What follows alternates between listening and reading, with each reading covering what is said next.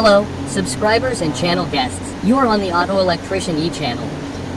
In this video, I'll show you how to replace the pull-out rings on a generator. They're almost completely worn out. In previous videos, I showed how to disassemble the generator and replace the bearings.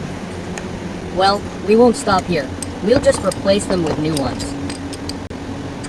Clamp the armature in a vise.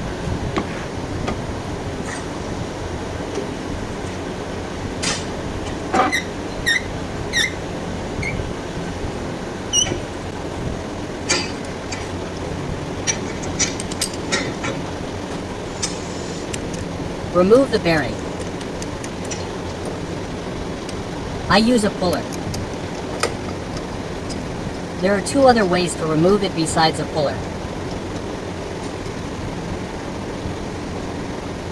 In previous videos, I showed using wrenches and screwdrivers, but I prefer a puller.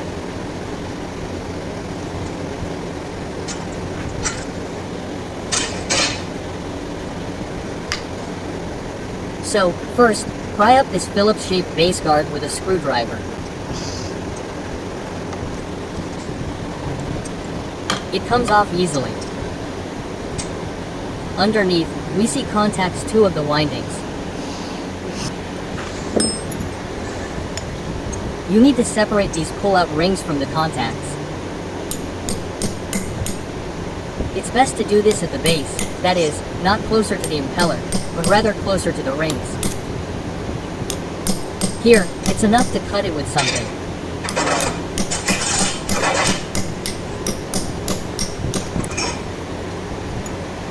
A metalworking screwdriver.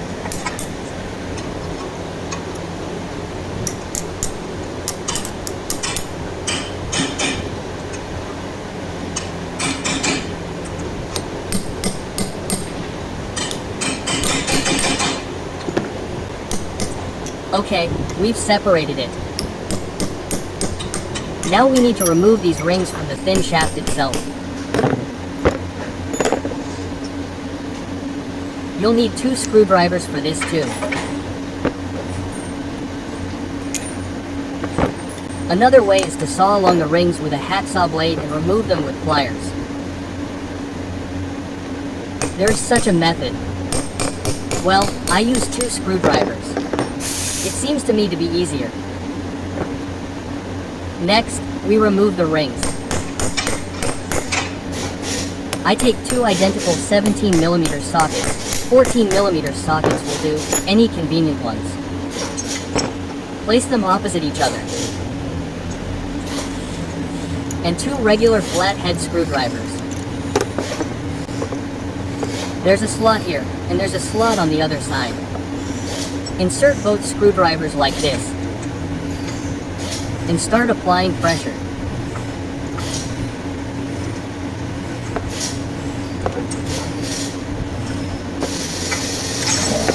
And the rings will slowly come out.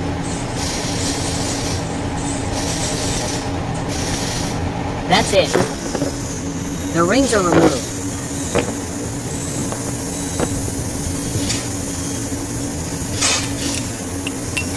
There's some glue left here.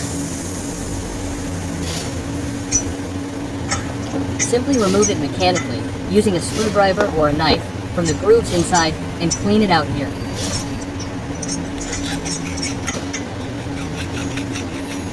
Next, we prepare the wire. Use a knife to clean it very carefully, without breaking it. On one side and on the other.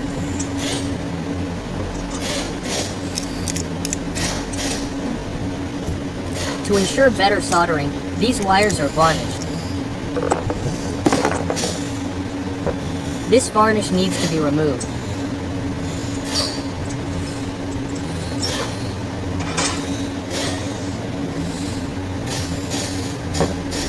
We prepare new rings and insert them opposite the grooves.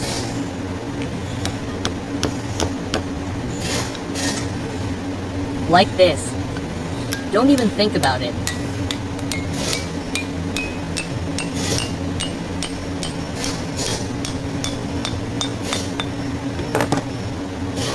Don't even think about hammering this part with a hammer or any iron objects, because it could get damaged, burst, could crack, or even through a cloth, or through thick plastic, or through wood.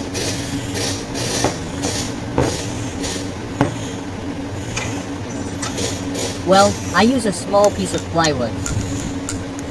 There are a lot of them here too.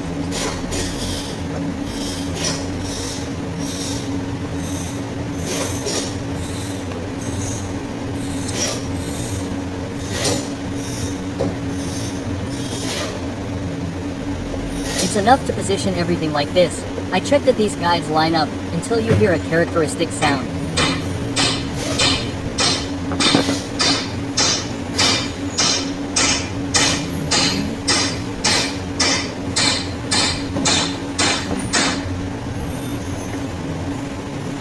Now it's flush. Now we begin the soldering process. We heat up the soldering iron and treat these areas with either acid or rosin. I treat it with acid.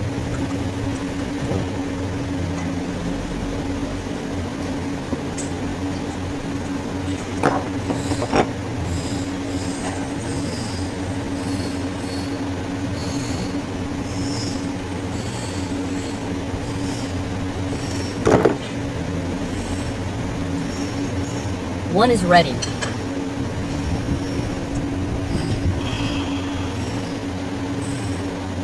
If the other end is shorter and doesn't reach, you can add a small jumper made of copper wire, soldering it on both sides to create a secure connection.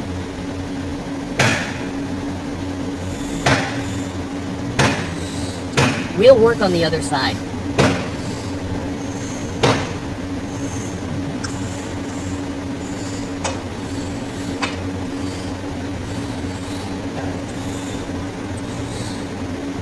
It needs to be tinned.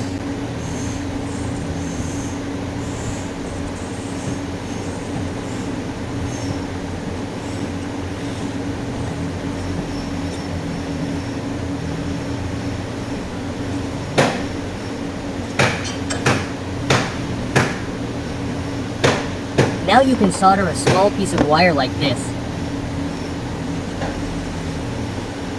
Like this.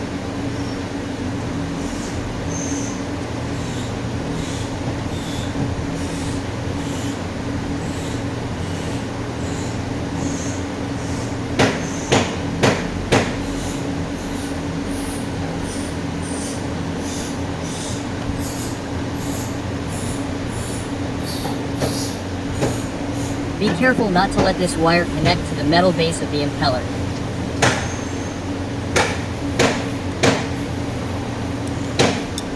Now you can cut it off.